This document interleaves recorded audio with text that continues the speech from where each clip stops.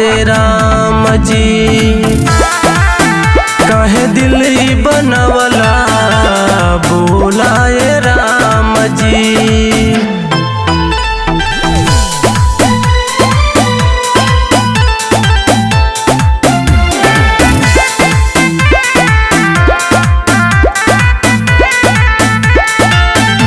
दिल के दवाई ना मिलेला न कतहीं, दिहल दर्दिया हऊ कैसे के सही।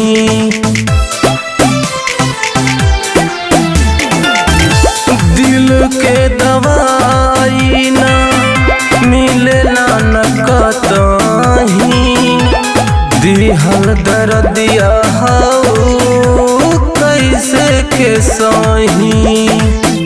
जिए के सहारा बाटे राम जी, काहे दिल बनवला बोलाए राम जी।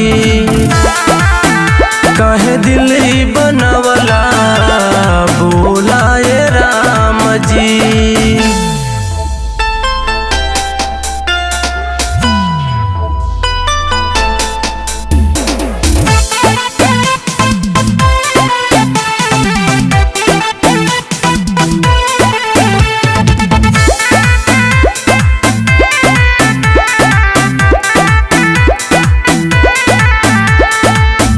करिले अर्जी तोहसे सुनिए विधाता, उनका बिना अब कुछ न सोहाता।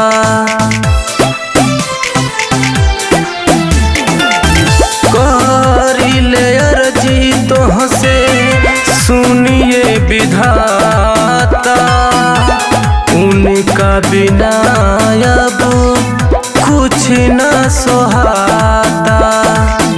मिल के न कोताही राम जी, काहे दिल बनवला बोलाए राम जी।